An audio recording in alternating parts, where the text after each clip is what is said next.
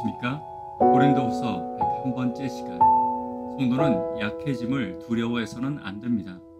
성도는 약해짐을 두려워해서는 안 됩니다. 라는 제목으로 하나님 말씀 증거하도록 하겠습니다. 본문의 말씀 고린도후서 13장 8절부터 있는 말씀 함께 읽습니다. 우리는 진리를 거스려 아무것도 할 수 없고 오직 진리를 위할 뿐이니 우리가 약할 때에 너희의 강한 것을 기뻐하고 또 이것을 위하여 구하니 곧 너희의 온전하게 되는 것이라. 이를 인하여 내가 떠나 있을 때 이렇게 쓰는 것은 대면할 때에 주께서 너희를 파하려 하지 않고 세우려 하여 내게 주신 그 권세를 따라 엄하지 않게 하려 함이니라. 바울이 성도를 위해 서신을 보내고 있는 것은 그들을 온전하게 하기 위해서입니다. 물론 모든 면에서 온전하게 될 수는 없을지라도 13장의 내용을 보면 복음 안에서 모든 은사와 재능이 자신의 자리에서 사용되는데 온전해지는 것을 말하며 그리스도인으로 성숙하게 되는 과정이 온전하기를 바라고 있습니다. 그리고 성령의 지도 안에서 순종하는 데 온전하기를 바라고 있는 것입니다. 그렇다면 바울은 성도들의 온전함을 위해 무엇을 기도하고 무엇을 권면하고 있는지 본문을 통해 함께 살펴보도록 하겠습니다. 첫 번째는 진리를 위해 살아야 합니다. 8절입니다. 우리는 진리를 거스려 아무것도 할 수 없고 오직 진리를 위할 뿐이니. 성도가 온전해지기 위해서는 진리를 위해 살아야 합니다. 진리는 변하지 않습니다.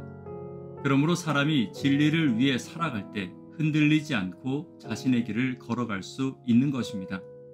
그리고 진리는 하나님이 말씀하신 것이기에 진리를 따라가는 성도는 하나님이 책임지시고 또한 지키시고 계신 것입니다. 그러므로 진리의 원수들은 결국 실패할 것이고 진리의 백성들은 반드시 승리하게 될 것입니다. 또한 진리는 하나님이 책임지시는 것이기 때문에 사람이 진리의 편에 서 있을 때 하나님은 그 편에 서 있는 성도들도 책임지시는 것임을 결코 잊어서는 안 될 것입니다. 고린도 성도들에게 바울은 진리에 대해 말하며 성도들이 진리를 따라 살아갈 때 비로소 하나님이 온전하게 하심을 말하고 있습니다. 우리는 비록 연약하고 불완전하지만 우리가 진리를 위해 살아갈 때 진리의 하나님께서 우리를 책임지시고 온전케 하심을 잊지 않는 저와 여러분 되기를 간절히 바랍니다. 두 번째는 약해짐을 두려워하지 않아야 합니다. 9절입니다. 우리가 약할 때 너희의 강한 것을 기뻐하고 또 이것을 위하여 구하니 곧 너희의 온전하게 되는 것이라.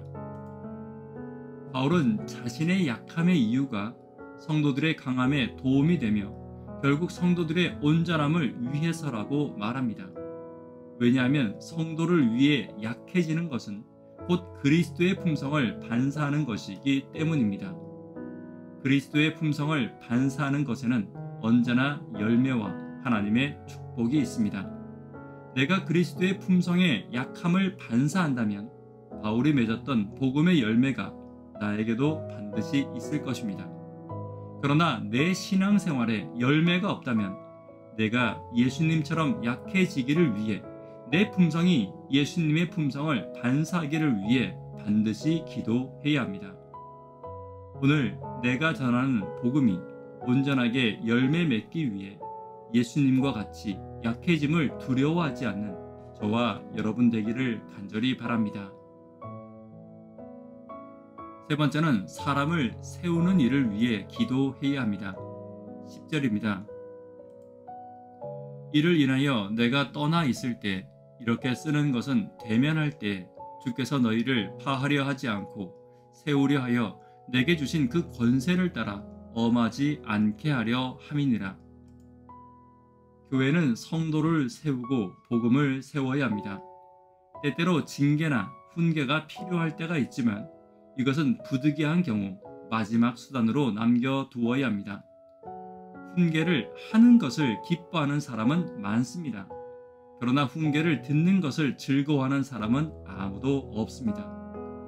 바울은 성도들에게 어쩔 수 없는 경우 훈계하지만 대부분의 경우 성도들을 향해 칭찬과 격려로 그들을 세우는 일에 지혜를 다했습니다.